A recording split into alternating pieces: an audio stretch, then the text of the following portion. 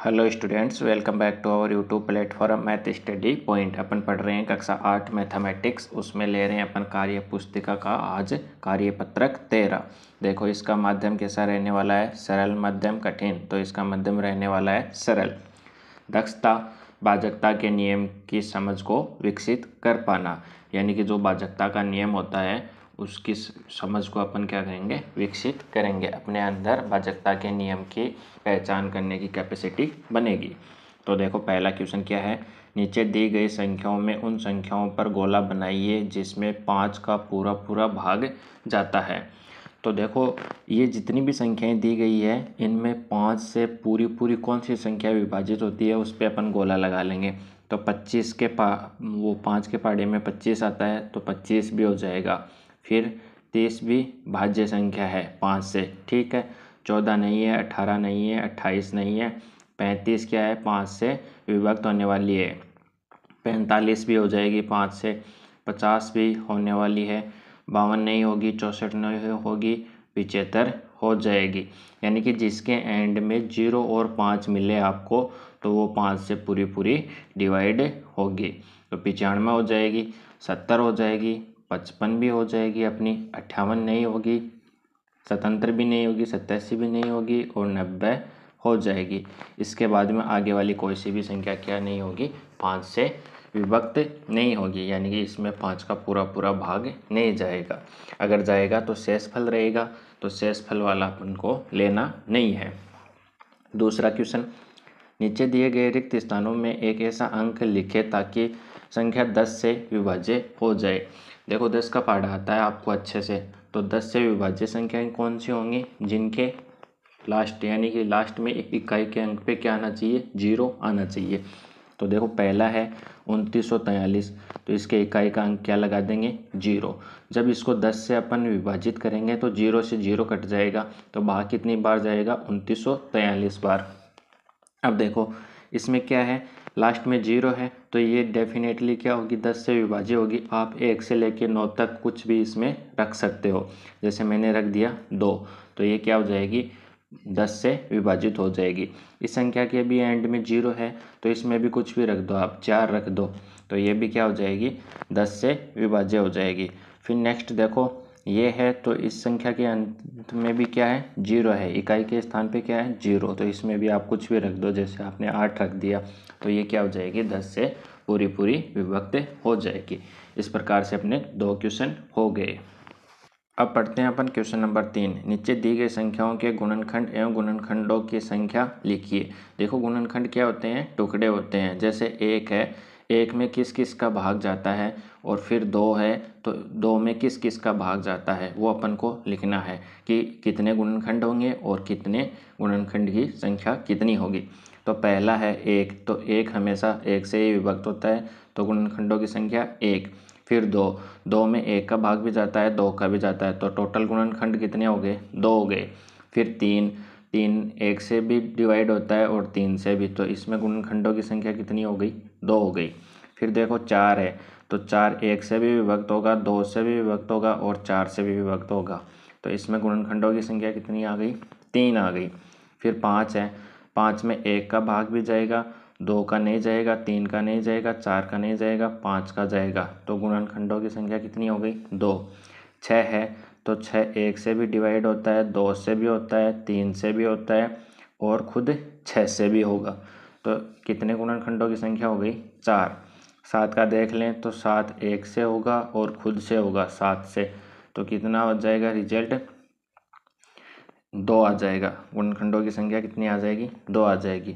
फिर देखो 8 है, तो 8 1 से भी होगा, 2 से भी होगा, 4 से भी होगा और 8 स्वयं से भी होगा, तो गुणनखंडों की संख्या कितनी आ जाएगी, 4 आ जाएगी। 9 है, तो 9 1 से भी डिवाइड होता है, 3 से भी होता है और 9 से भी होता है, तो गुणनखंडों की संख्या कितनी आ जाएगी, 3 आ जाएगी। 10 है, तो 1 से भी होता है, 2 से भी होता है, 5 से भी होता है और खुद स्वयं से भी होता है, तो गुणनखंडों की संख्या कितनी आ जाएगी, 4 आ जाएगी। फिर देखो 11 का दे रखा है, इसमें 1 का भाग जाता है, 11 का भाग जाता है, तो 2 गुणनखंड इसके हो गए। 12 है, तो 12 1 से भी डिवाइड होता है, 2 से भी डिवाइड होता है, 3 से भी डिवाइड होता है, 4 से भी डिवाइड होता है, 5 से नहीं होता, 6 से भी होता है और 12 खुद से भी होता है, क्योंकि 8, 9, 10, 11 इनसे नहीं होगा। तो गुणनखंडों की संख्या कितनी हो गई? 1, 2, 3, 4, 5 सॉरी 1, 2, 3, 4, 5, 6। तो गुणनखंडों की संख्या हो गई 6। 13 है तो 13 हमेशा 1 और खुद से 13 से ही डिवाइड होगा, तो इसमें गुणनखंडों की संख्या 2 है। फिर देखो 14 है, 14 1 से भी होगा, 2 से भी होगा, 7 से भी होगा और 14 खुद से भी होगा। तो गुणनखंडों की संख्या कितनी आ जाएगी? 4। 15 है, 15 1 से भी होगा, 3 से भी होगा, 5 से भी होगा। फिर और किसी से हो रहा है क्या? नहीं हो रहा, 15 खुद से होगा। तो गुणनखंडों की संख्या कितनी है? 4। फिर देखो 16 1 से भी होगा, 2 से भी होगा, 3 से नहीं होगा, 4 से होगा, 6 से नहीं होगा, फिर 7 से भी नहीं होगा, 8 से होगा, 9, 10, 11, 12, 13, 14, 15, 16, 16 खुद से होगा। तो गुणनखंडों की संख्या कितनी आ गई? इसमें 5 आ गई। इस प्रकार से अपन ने क्वेश्चन नंबर 3 को कर लिया है। अब देखो आने वाले क्वेश्चनों में क्या होने वाला है, आपको भाज्य और अभाज्य संख्या का नॉलेज होना चाहिए। तो देखो वे संख्याएं जिनके गुणनखंड 1 और स्वयं होती है वो अभाज्य संख्या कहलाती है।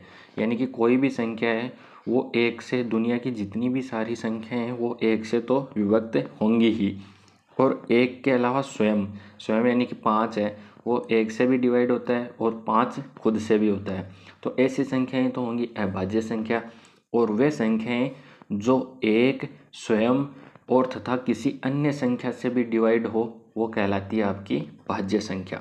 ठीक है, और आगे चलो, संख्या 1 न तो भाज्य संख्या है और न ही अभाज्य संख्या है। यानी कि 1 है वो ना तो भाज्य है न अभाज्य है, क्योंकि 1 हमेशा अपने से ही डिवाइड होता है। आगे बात समझ में। आप पढ़ते हैं नेक्स्ट वाले क्वेश्चंस। देखो क्वेश्चन नंबर 4 में क्या बोला गया है, भाज्य संख्याओं पर गोला लगाइए। तो भाज्य संख्याएं मैंने कौन सी बताई है? जो 1 से, स्वयं से और तथा किसी तीसरी संख्या से भी क्या हो? डिवाइड हो। तो एक भाज्य संख्या है क्या?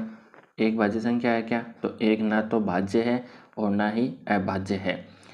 2 भाज्य है क्या? तो 2 क्या है? भाज्य नहीं है। ठीक है, भाज्य संख्याएं ज्ञात करनी है अपन को। तो 2 अभाज्य संख्या है, 3 अभाज्य संख्या है, तो 4 क्या हो जाएगी? भाज्य हो जाएगी। क्या हो जाएगी? भाज्य। फिर 5 अभाज्य, 6 भाज्य हो जाएगी, 7 अभाज्य, 8 भाज्य हो जाएगी, 9 भाज्य हो जाएगी। कैसे? ये 1 से भी डिवाइड होती है, 3 से भी डिवाइड होती है और खुद से भी होती है। फिर 10 भाज्य, 11 अभाज्य, 12 भाज्य, 13 अभाज्य, 14 भाज्य, 15 भाज्य, 16 भाज्य, 17 अभाज्य, 18 भाज्य, 19 अभाज्य, 20 भाज्य, 21 भाज्य। देखो 3 1 से हो रही है, 3 से हो रही है, 7 से हो रही है और 21 खुद से हो रही है। 22 भाज्य संख्या, 23 अभाज्य, 24 भाज्य, 25 भाज्य, 26 भाज्य, 27 भाज्य, 28 भाज्य, 29 अभाज्य, 30 भाज्य, 31 अभाज्य, 32 भाज्य, 33 भाज्य, 34 भाज्य हो जाएगी। 35 भी क्या है? भाज्य हो जाएगी। 36 भाज्य हो जाएगी। 37 अभाज्य, 38 भाज्य, 39 भाज्य, 40 भाज्य, 41 अभाज्य, 42 भाज्य, 43 अभाज्य, 44 भाज्य, 45 भाज्य, 46 भाज्य हो जाएगी, 47 अभाज्य हो जाएगी, 48 भाज्य, 49 भाज्य, 50 भाज्य और 51 क्या हो जाएगी? अभाज्य हो जाएंगी। तो देखो 1, 2, 3, 5, 7, 11, 13, 17, 19, 23, 29, 31, 37, 41, 43, 47, 51, ये क्या हो जाएंगी? अभाज्य संख्याएं हो जाएंगी। और बाकी जितनी भी बची हैं वो क्या हो जाएंगी? भाज्य संख्याएं हो जाएंगी। अब देखो नीचे लिखी संख्याएं किस किस संख्या से भाज्य हैं, यानी कि कौन कौन सी संख्या से इनमें पूरा पूरा भाग जाता है। तो 10 है वो 1 से भी डिवाइड होता है, 2 से भी डिवाइड होता है, 5 से भी डिवाइड होता है और 10 खुद से भी होता है। 16 है 1 से भी होता है, 2 से भी होता है, 4 से भी होता है और 8 से भी होता है और किससे? खुद से 16 से भी होता है। तो भाज्य हो गई ना ये।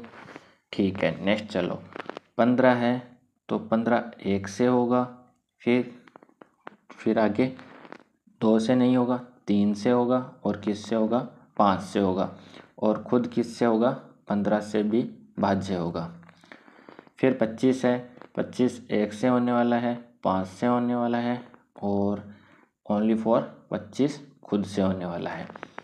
तो इस कार्यपत्रक के अंदर अपन ने भाजकता का नियम पढ़ा है। ठीक है, गुणनखंड करने सीखे हैं, भाज्य और अभाज्य संख्याओं को अपन को ज्ञान हुआ है। पढ़ते हैं नेक्स्ट वाला कार्यपत्रक। तब तक आप वीडियो को लाइक कीजिए। जिस स्टूडेंट ने चैनल को सब्सक्राइब नहीं किया है वो चैनल को सब्सक्राइब कर लें। मिलते हैं नेक्स्ट वाले कार्यपत्रक के साथ, तब तक आपको बहुत बहुत धन्यवाद।